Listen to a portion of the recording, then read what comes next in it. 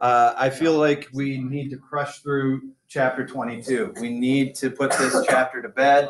I need to get through. I believe that there is no teacher in the history of America that has spent this much time on Andrew Johnson. I hold that position with a little bit of pride, and also recognizing that we have somehow ground ourselves into the mud and we need to move on. So today, regardless of what we cover or don't cover, we are going to be finished with chapter 22, so we can push on to 23 and 24, dealing with the Gilded Age and the onset of the Industrial Revolution for America, okay? All right, so before we begin that, though, as we kind of wrap up Reconstruction, I want to be clear that the last couple of days haven't been worthless. I want to see if you can identify and articulate Lincoln, Johnson, and the Radical Republicans' plans for Reconstruction, okay? So we'll start with the simplest, okay? What was Lincoln's position on the Reconstruction of the South as the war came to an end? Yeah. Quickly and easily. Quick and easy. Give me some specific factual information. What did that look like? The 10% plan. 10% plan. So setting a low threshold, 10% of a state takes an oath of loyalty. The state rejoins the Union with full rights and privileges, okay, full participation. Johnson supports that to some degree, but let's talk about the opposite end of the pendulum. Let's talk about the Radical Republicans, because before Lincoln leaves office, that's a terrible way of saying it. Before Lincoln is assassinated, the Republicans try to push through a Reconstruction plan of their own called the Wade-Davis Bill. Tell me some of the elements of the Wade-Davis Bill and the Radical Reconstruction plan. So they wanted every state to kind of apologize, and they needed 50% of the people from the state to do it. They also wanted them to ratify the, was it 13th and 14th Amendment? Or I'm going to add some clarification to that, because now we're starting to mix plans together. But you were absolutely right. The Wade-Davis Bill is going to require a higher threshold of people to take the oath of loyalty. They're going to need to establish 50% of individuals need to take the oath of loyalty.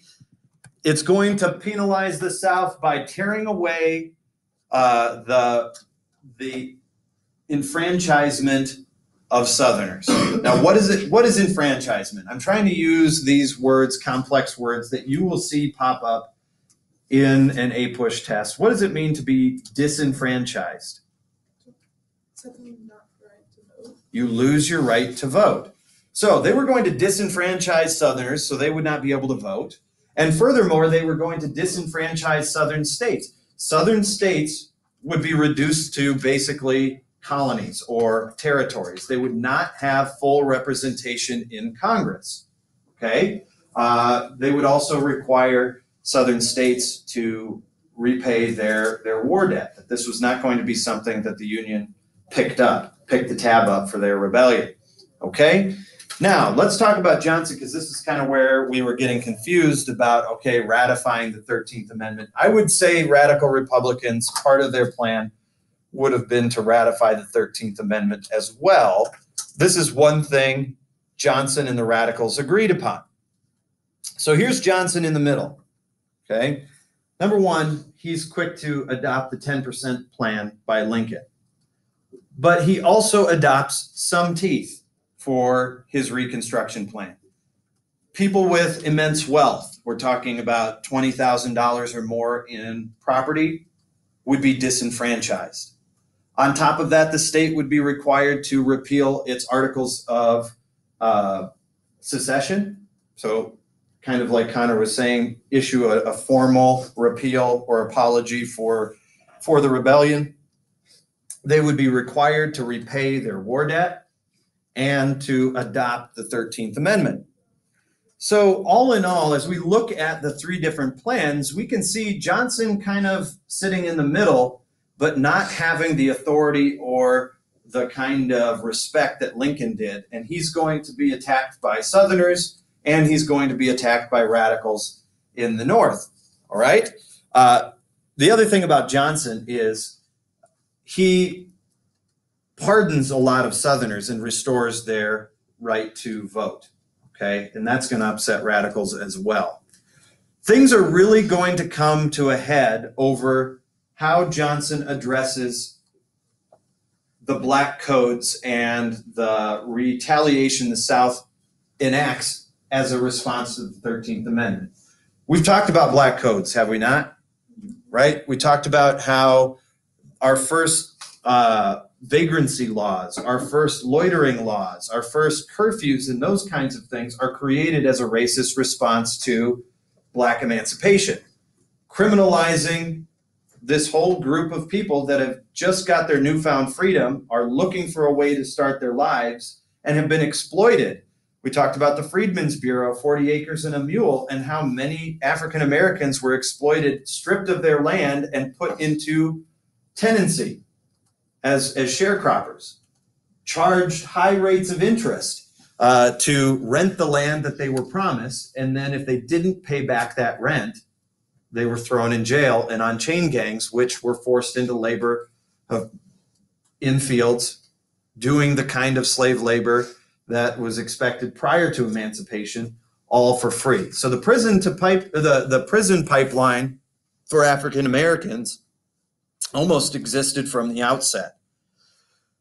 Why do we need to cover this? Well, because even though the war is over, we have tit for tat retaliation going on. In 1866, Republicans, especially the radical wing of the Republicans, are going to win a supermajority of Congress. They're going to have a veto-proof majority. What that means is it doesn't matter what Johnson does. If Johnson repeals or vetoes a law Congress tries to pass, Congress can come back and override the veto and make it happen anyway. This political cartoon that we're looking at here is dealing with just that. Okay. In 1866, Republicans trying to respond to black codes passed what's called the Civil Rights Bill. Now, this is a legislative approach to try to do what ultimately the 14th and 15th Amendments do, which is protect black citizenship and require black voting. Okay. Are we all good on the three branches of government? Law enforcement, law passing, and law interpretation, right? Legislative, executive, judicial, and also how a constitutional amendment would be supreme. That would be the highest level of law in the land. So Congress starts by trying to make some changes legislatively. The Civil Rights Bill is going to, number one, declare blacks in the South as citizens. Number two, it's going to strike at black codes, saying that, look, you cannot treat people differently under the law simply because of the race of the color of their skin, right? Now, equal treatment under the law is going to be a very squishy idea. For example, we're going to have to deal with segregation. Can you segregate children going to school as long as they have the same stuff, right? Can you legally separate them? Is that still considered equal treatment under the law? We'll get to that when we deal with Plessy versus Ferguson and Brown versus Board of Education. But in the short run, hold on one second, let me finish. Congress is trying to address that through the Civil Rights Bill. Well, good old Andrew Johnson, being a Southern Democrat, vetoes that bill, and his veto is overridden and passed anyway. But it wakes the Republican Congress up to this idea that laws can be repealed. It's easy to change laws. It's not so easy to change the Constitution. Let's strike while the iron is hot and amend the Constitution to protect African American, especially African American males, and their rights. Hunter, Can I go to you bet. I'm sorry. Next time, don't wait for you. Go ahead and do what you need to do. Okay. Right? So we're in a unique time here where Congress has a supermajority. They're able to promote a 14th Amendment that would grant Black citizenship and would establish equal protection under the law. Now, the 14th Amendment is going to be, I would say it's my favorite amendment. It's going to be so flexible. It's going to be responsible for a great number of things. Equal protection under the law, probably the most important recent use of the 14th Amendment, is the constitutional protection of same-sex marriage, right? Even though Republicans in 1866 never conceptualized its use to protect individuals and their right to access the privileges that come along with marriage, legal protections and privileges that come along with marriage, states are required to protect people and treat people equally under the law, regardless of their sexual orientation, because of the 14th Amendment. That's how powerful and how broad the use of this amendment has become. At any rate, the 14th Amendment is going to confer citizenship to people regardless of their race. It's also going to require equal treatment under the law. Those are the two main parts that are still used or relevant for our purposes today. But there are some lesser known elements of the 14th that I want to identify because they deal specifically with the Civil War era. First of all, it's going to disqualify Confederate office holders from ever holding federal office or state office again.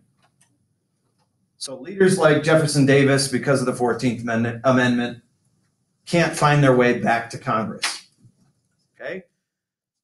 Another issue is going to be, it's going to protect Union war debt. It's going to absorb Union war debt. You know, think about Alexander Hamilton, absorption of the state war debt of Union states while denying the war debt of Confederate states. Confederate war debt is going to set Southern states back economically for almost a century. All right? But that is written into the Constitution as a big sting, as a big punishment to the states of rebellion. There's another thing I want you to think about, okay? And this is kind of a flashback pop quiz to our early constitutional history. Prior to the 14th Amendment, people of color were counted in a census. Right? In order to figure out a state's representation in the House of Representatives and in presidential elections, you take the population. But people of color were counted as what fraction of a person? 3/5. 3/5. So there is a little bit of arm twisting here that if you pass the 14th Amendment, people of color will be counted as a full citizen, which will increase your state's population, which will increase your representation in Congress. Most African Americans live in what region of the country at this time? The South. Now, there's a little bit of a incentive there to pass the 14th and recognize people of color as full-fledged citizens, right? But you try to tell that to a racist climate, right? People that are living in a time where they're trying to get accustomed to freedom, let alone racial equality. Johnson admonishes the southern states to reject the 14th Amendment. So he was cool with the 13th, but he encourages southern states to not ratify the 14th. Okay? He is convinced Reconstruction, as he had set it out, had been accomplished, and so we have an executive branch and legislative branch divide. But all but one southern state listens to the president. Okay. Remember, he is a southerner at heart. But what's ironic here is his home state of Tennessee actually goes along with what Congress suggests, and they voluntarily ratify the 14th Amendment. Now that's important because the rest of the South, in refusing to ratify the 14th voluntarily, are going to trigger alarm bells for the radical Republicans, and they are going to now punish the South more severely with military reconstruction. Okay? If you won't do this voluntarily, we are going to strong arm you with military reconstruction. And even though we've been dealing with reconstruction since 1865, this is where it gets a little tricky in the minds of students sometimes. The Reconstruction Act of 1867, the Reconstruction Act of 1867 is going to move from voluntary reconstruction or cooperative reconstruction into military reconstruction.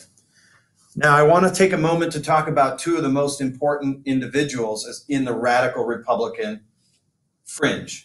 Okay, one of them you already have been introduced to, the other one you haven't, but probably is more important in the emancipation of African Americans than President Lincoln himself. Who I'm referring to is Thaddeus Stevens, congressman who was instrumental in the passage of the 13th Amendment, sponsor of the 13th Amendment. Okay? Thaddeus Stevens was such a radical Republican believer of racial equality that in his will he requested that he be buried in a Negro cemetery. He donated a large amount of his personal wealth to Reconstruction programs and Black education. And what was even more radical is that he had a life partner, an African-American woman life partner, who he legally wouldn't marry, but he considered spiritually his wife. Okay? Watch the movie Lincoln and you see this element come out. He's played by Tommy Lee Jones, and Jones wears this awful, so Men in Black, Tommy Lee Jones, wears this awful black wig, but looks pretty close. Now, how do you know Charles Sumner, his counterpart in the Senate? Yeah, this is the face of the man that was beaten with the ugly stick. Caning of Charles Sumner prior to the Civil War. Charles Sumner had made a full recovery, mostly full recovery, and this is a picture of him. He was the Senate leader of the Radical Republicans during the time of Reconstruction. Okay, so with the Reconstruction Act of 1867, there's going to be a federal crackdown or a federal military response to the South's refusal to integrate, refusal to protect the rights and lives of Black individuals. When we looked at the political cartoon of Johnson, remember in the top corners of that political cartoon of Johnson as the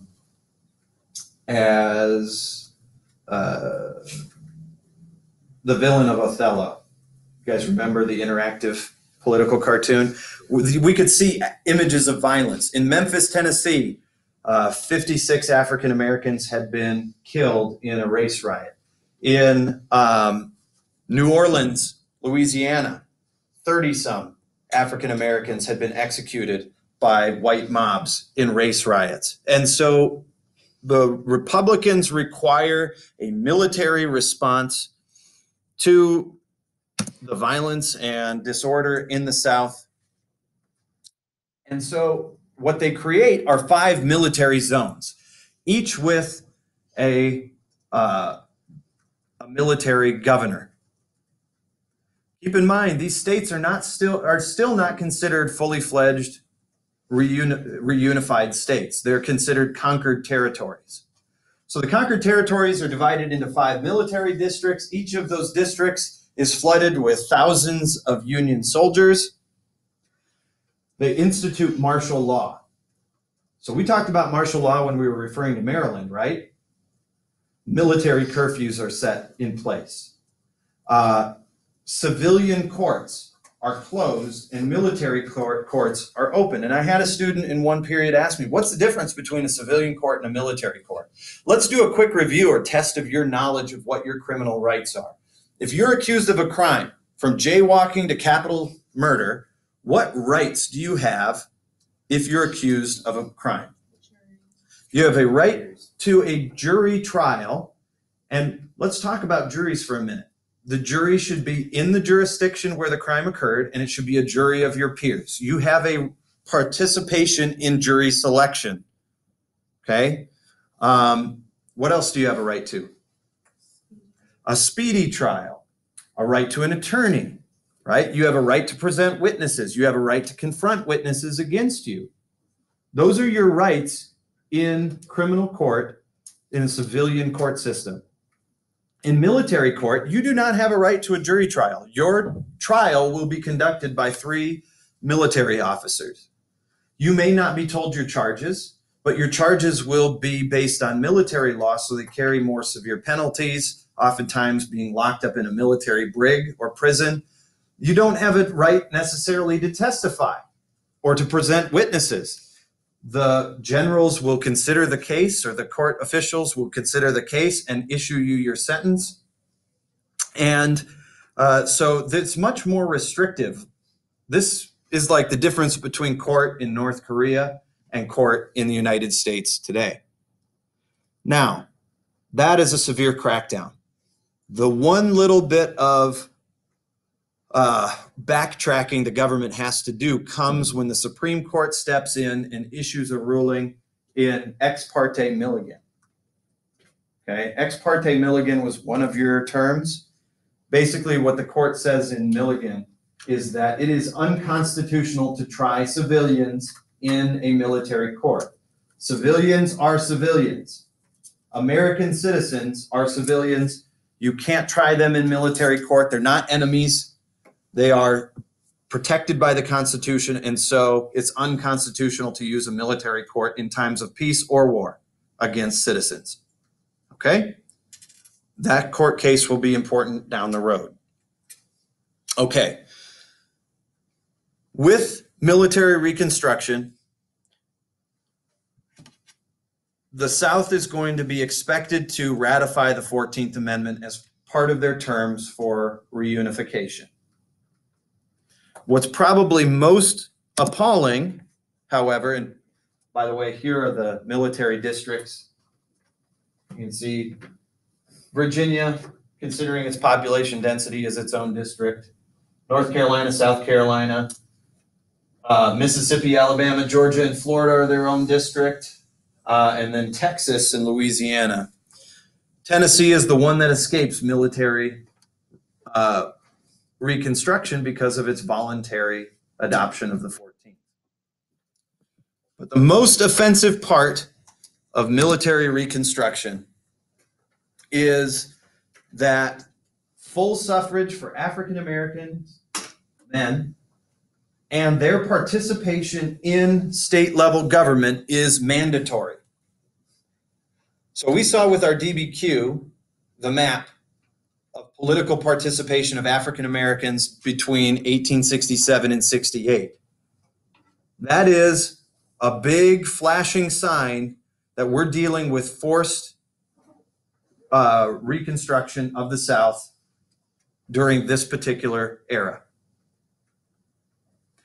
Now, requiring full participation by African Americans in this particular time is going to lead to the adoption of the 14th and 15th Amendments. Number one, adopting the 14th is mandatory.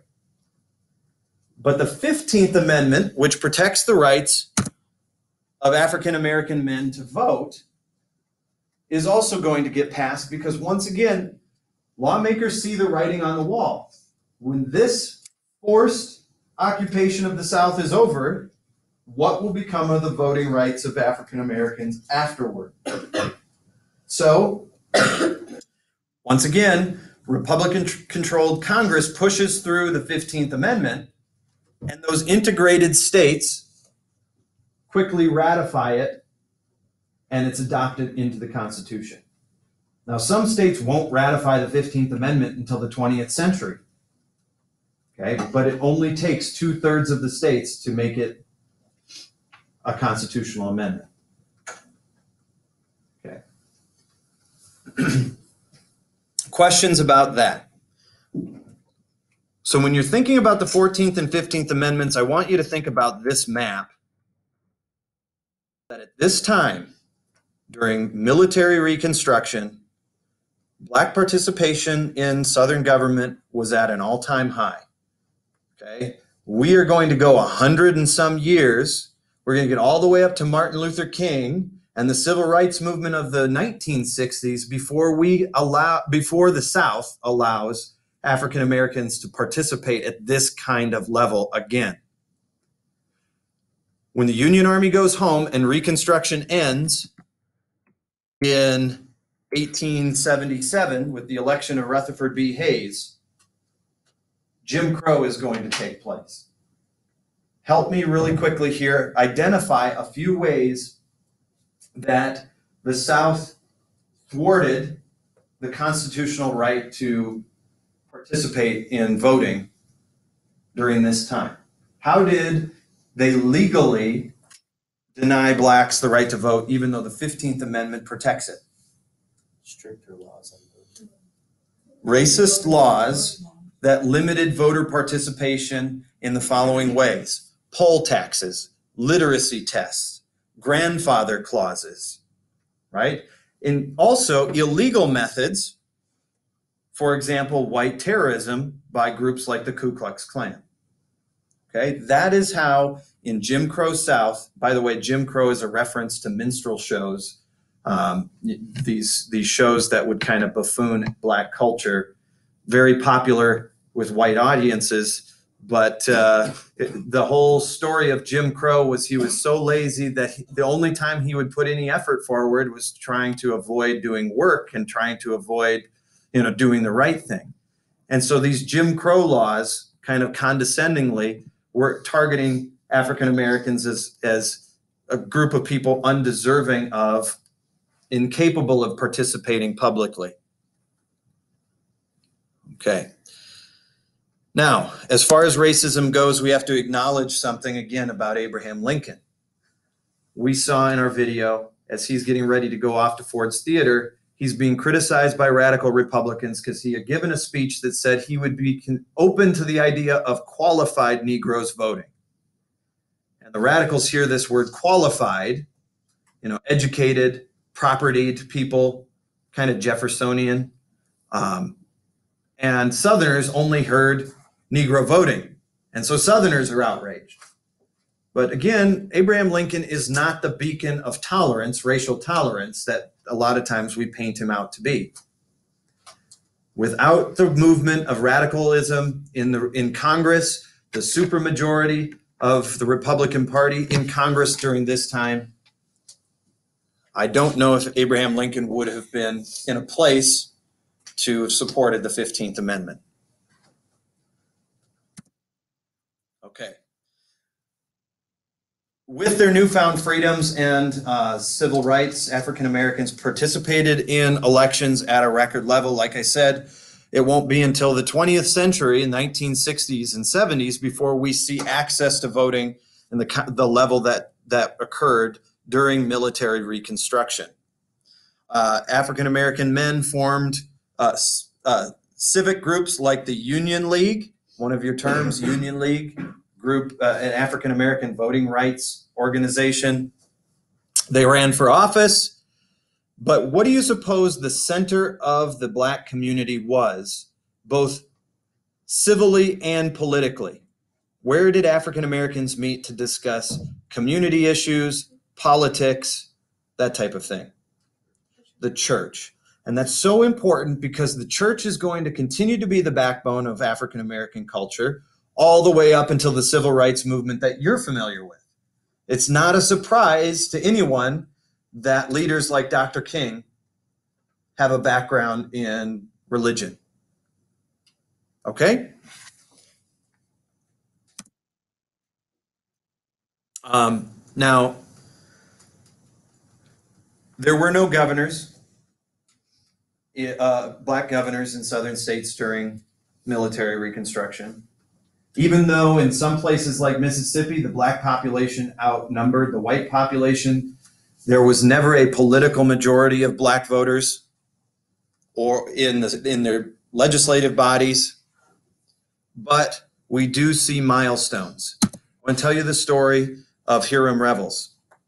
Okay, Hiram Revels, first African-American U.S. Senator. Okay, today, Cory Booker has announced that he is running for president. We've seen President Obama, right? The participation of African-Americans in federal government, local government is growing. It's still not proportionate. But Hiram Revels is first. And here's the story of Hiram Revels. When the state of Mississippi was ready to re-enter the Union, when they had met the qualifications of Reconstruction, they had a Senate seat that was left open with 1 year left on the term. The occupant of that Senate seat was Jefferson Davis. Who was Jefferson Davis? He was the president of the Confederacy. So Congress, along party lines, appoints Hiram Revels to Jefferson Davis's seat, kind of as a symbolic and political gesture. So Revels serves 1 year as senator of Mississippi. I'm guessing that as the conversations about re-election got brought up in 1871, he saw the writing on the wall, but he ultimately became the president of a Negro college for boys. But here he is, the first African-American lawmaker, federal lawmaker. And again, political cartoons, another Thomas Nast artwork. We've got President Jefferson Davis here as Iago, and of course, any African-American man who is being romanticized is as Othello.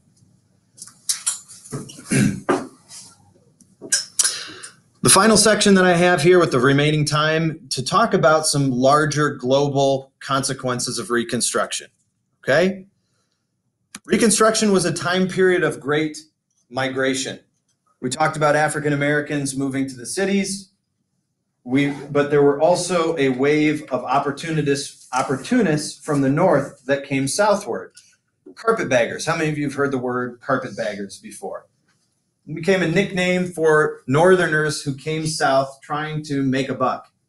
Okay? Yankees, damn Yankees, and carpetbaggers coming southward to try to exploit the destroyed economy of the South. How about scallywags? Ever heard the term scallywag? Scallywag was a southerner that was pro-union. So that's entered into our common vernacular. Scallywag, somebody you can't trust, a southerner who supported the Union during and after the war. Okay? No, scallywag is a nickname for a southerner. It was like a No, first no, scallywag was just somebody you would call a rascal who you couldn't trust. I also want to talk about redeemers, okay? As military reconstruction ends, because southern states are going to meet their requirements by 1870, as it comes to an end, a rise of white redeemers, and I use that term loosely, notice that's in quotation. I don't truly believe these people were redeeming or redemptive, but redeemers were white politicians, pro-Southern white rights advocates who took on integration and tried to restore the South to antebellum time. Okay? They ranged in their severity, but we're out of the white redeemers. We're going to see the rise of white nationalist terrorist groups like the Ku Klux Klan. Like I said, Reconstruction officially ends in 1877. I'm surprised your book doesn't even mention the president during the 1870s. Okay, following Johnson is Ulysses S. Grant, right? The Union general, and Grant's administration is tormented by corruption, kind of like Andrew Jackson. He's a fan of the spoil system. All presidents are fans of the spoil system. There are stories of the men that hung out in Grant's administration ruining the carpet with mud and tobacco spit, and him having gambling tables set up in the White House and that kind of thing. But I guess the one contribution the one contribution Grant really has to the Reconstruction era is that he tries to address white terrorism. Okay? In fact, the word terrorism is used for the first time in legislative history trying to address the Ku Klux Klan. So if you've watched Forrest Gump, you know Forrest is named after his great-great-granddaddy, Nathan Bedford Forrest, who is supposedly one of the founding members of the Ku Klux Klan, which is true. It starts off as a social organization that ride around in bed sheets and terrorize black neighborhoods. Now, I'm not minimizing the early Klan. The early Klan was a hate group, and in fact, the government recognizes it as a terrorist organization. Like I said, Grant helps pass the Force Act, which is going to outlaw the Ku Klux Klan and use the military in order to take it down. But the early Ku Klux Klan was not as violent and didn't engage in some of the terrorist activities like burning crosses that you normally associate with the Klan. They did engage in intimidation, voter intimidation. They did engage in brutality and the murder of African Americans. But the rate at which it happened and the responsibility of the Klan for it was at a much slower, lower level than during what you think about as the era of the Klan, the 1950s and 60s. In fact, the Klan is going to go extinct for the most part. It's going to be forgotten about after the 1870s until a filmmaker by the name of D.W. Griffiths writes a movie, a huge epic biography of the South post-Reconstruction called Birth of a Nation, in which he glorifies Klan violence and the efforts of white redeemers to restore the South to antebellum era. And it's going to be such a hit, it's going to pull out all the bells and whistles of modern marvels of cinema. It's going to be such a hit that the President of the United States will have a viewing of it in the White House. But that movie single-handedly reignites the Ku Klux Klan and Klan violence in the 1920s. And it's going to continue on into the 50s and 60s as you know it today. But the Force Acts are attempts to stamp out white resistance and supremacy against African Americans. But like I said, by 1877, the federal government pulls back, okay? One last thought here that I kind of glazed over as I went through the slides. When the federal government leaves the South, when the radical Republicans lose control of Congress, Rutherford B. Hayes is president, the South becomes Democratic territory for a century, okay? There are going to be Democrats in both the North and the South, but Southern Democrats, the Southern Democratic Party, is going to be an animal of its own. It's going to be on Southern rights, the Southern interests, white supremacy. We will address this from time to time, but the president that tries to reunite the Northern Democratic Party and the Southern Democratic Party is John F. Kennedy. He is going to choose a running partner, Lyndon Johnson, who is a Democrat from Texas, moderate and successful Speaker of the House, Senate Majority Leader. He's going to choose Johnson as his running mate as an attempt to try to reunify the factions of the Democratic Party. In his re-election campaign in 1863, he's on the ropes with Southern Democrats. He goes down to Texas in order to basically get everybody amped up to vote, goes to Dallas, is going to go to a Better Business Bureau meeting, give a speech. He takes and rides through Dallas in an open-top convertible, and you know what happens after that. But probably never thought about the Civil War connotations and connections between JFK and Abraham Lincoln. Okay. So, there was this thing I saw, and there's like so many odd